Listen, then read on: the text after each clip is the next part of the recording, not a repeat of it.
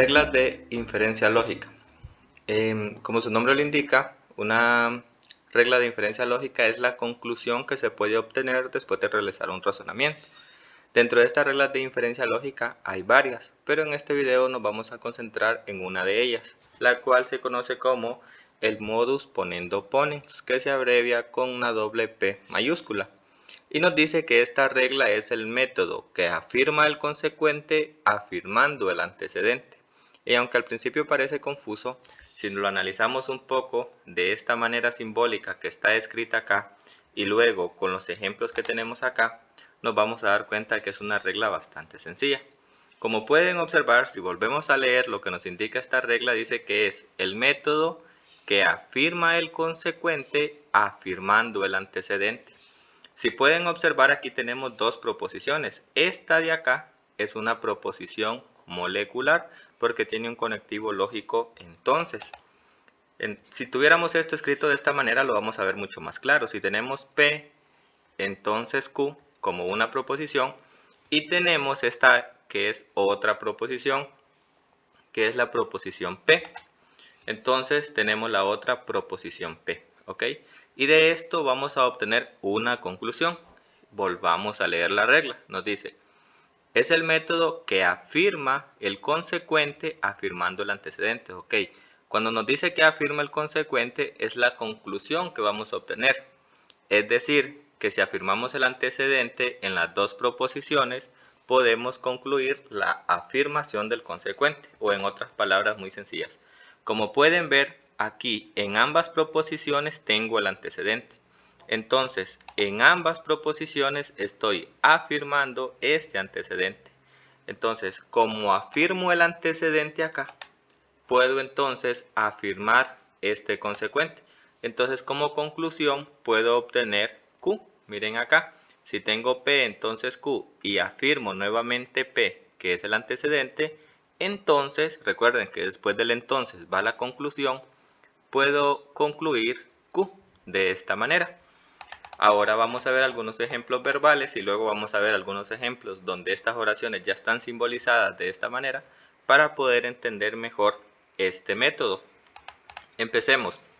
El inciso A nos dice, ¿qué conclusión se puede sacar de cada uno de los siguientes conjuntos de premisas? Y tenemos como primer conjunto el siguiente.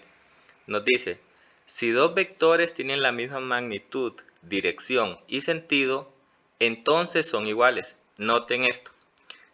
El entonces, hasta acá, hasta este punto tenemos una premisa, ¿ok? Pero este entonces divide a esa premisa en las dos partes, en el antecedente y en el consecuente. Todo esto que está antes del entonces, recuerden, es el antecedente. Y lo que está después del entonces, que es esto, que nos dice que son iguales, es el consecuente. Algunos también a esto se le conoce como la hipótesis y a esto se le conoce como conclusión, ¿ok? Bueno, entonces, ojo con eso. Tenemos eso, entonces, todo esto es el antecedente y son iguales, es el consecuente. Ahora, tenemos que afirmar nuevamente el antecedente para poder concluir el consecuente. Y noten que nos dice, sean dos vectores con la misma magnitud, dirección y sentido. Entonces, como ustedes pueden observar acá, repito, hasta este punto tenemos una proposición.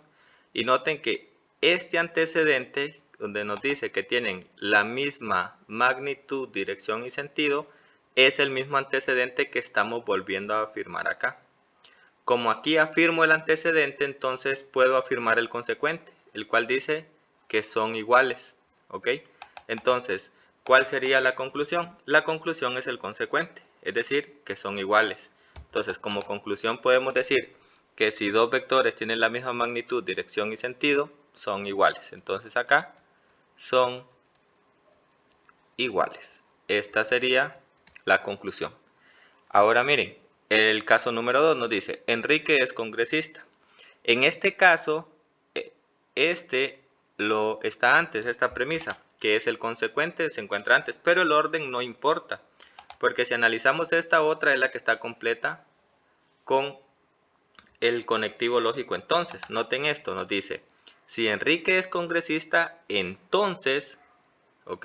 Representa a un departamento del país. Ahora, esto de acá es el antecedente.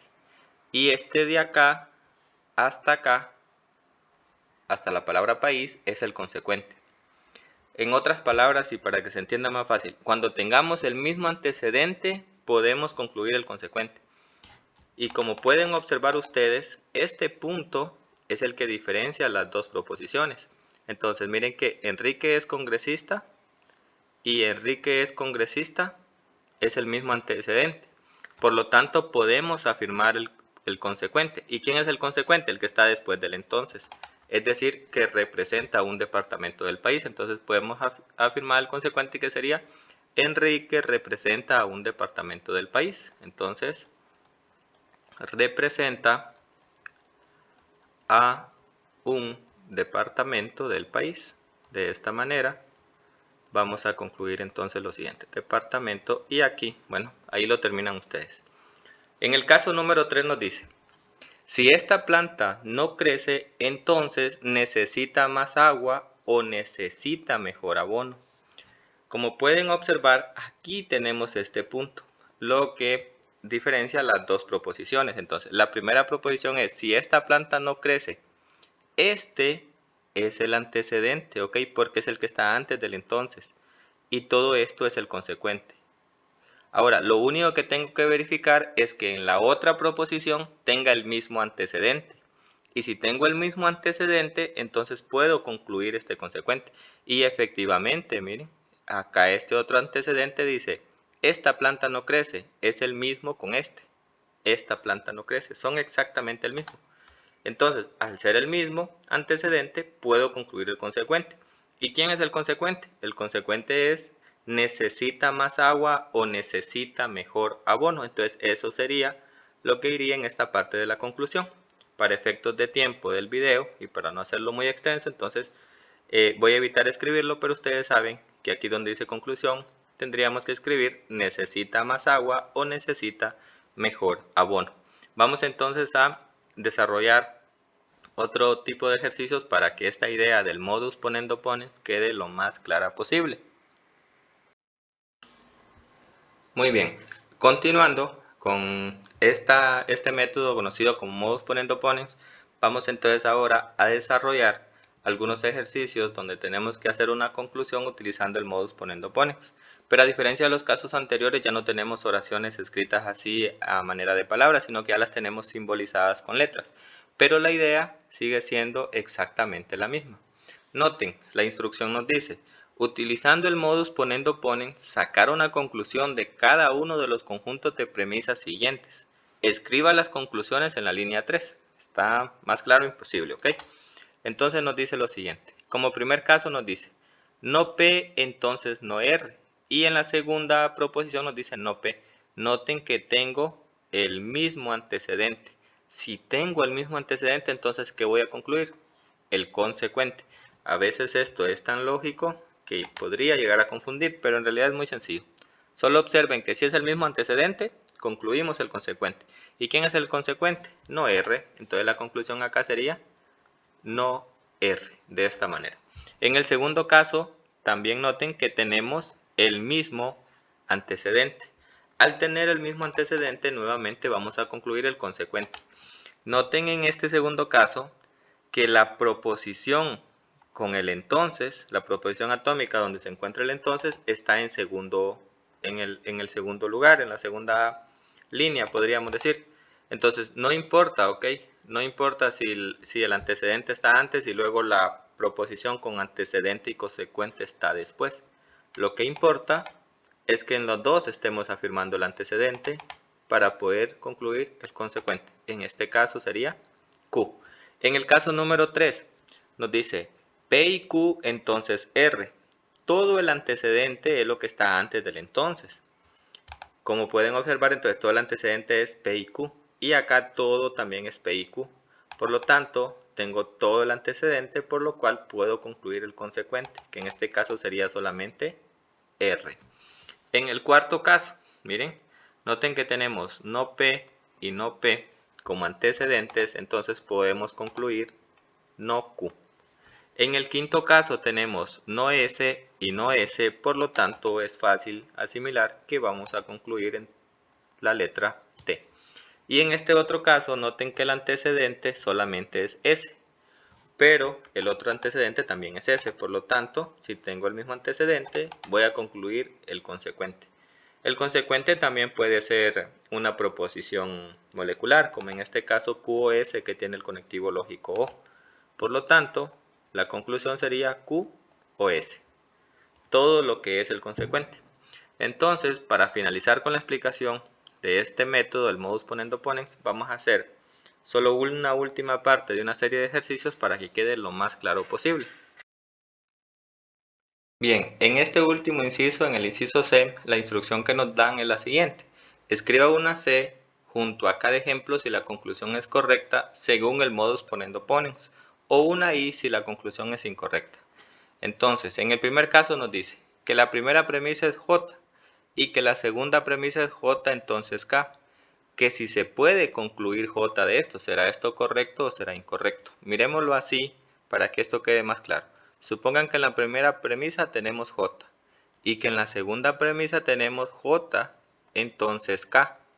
Noten que si yo tengo el mismo antecedente, yo lo que debería de concluir en este caso es el consecuente. ¿Quién es el consecuente? El consecuente es K. Según el modus ponendo ponens, la conclusión tiene que ser K, pero en este caso me dicen que la conclusión es J. Por lo tanto, es evidente que esto es incorrecto, por lo cual aquí vamos a escribir una I. En el siguiente caso, las premisas que me dan son F, que sería el antecedente acá, y la otra premisa sería F entonces H. Noten que en este caso sí tengo el mismo antecedente en las dos. Por lo tanto, si tengo el mismo antecedente, puedo concluir este consecuente que es H. Y efectivamente aquí se concluye ese consecuente H, por lo tanto esto es totalmente correcto, por lo cual vamos a escribir una C. Y como tercer ejemplo y para finalizar, tenemos estas dos premisas. Tenemos P, entonces M. Y luego tenemos M. ¿Podemos concluir P según el modus ponendo ponens? No. Y si lo quieren ver de una manera más clara, entonces podemos escribirlo también de esta forma. Miren, si tenemos P, entonces M, y como segunda premisa tenemos M, ¿ok? Según el modus ponendo ponens, yo acá no puedo concluir algo. ¿Por qué razón no se puede concluir acá algo según el modus ponendo ponens? Porque según este método, yo lo que tengo que tener es el mismo antecedente. Y no tengo el mismo antecedente. Para tener el mismo antecedente aquí tendría que tener P también. En este caso yo lo que tengo es el mismo, consecuente. Si tengo el mismo consecuente no puedo concluir el antecedente según este método. Entonces, como lo dice acá, según el modus ponendo ponens. Entonces, según este método, sería incorrecto concluir en este caso P, ¿ok? Porque me dicen que si puedo concluir P sería incorrecto porque lo que tengo igual es el consecuente y no el antecedente. Por lo tanto, esto sería incorrecto. Y hasta acá la explicación de este método. Espero que les sirva y que puedan resolver perfectamente la tarea.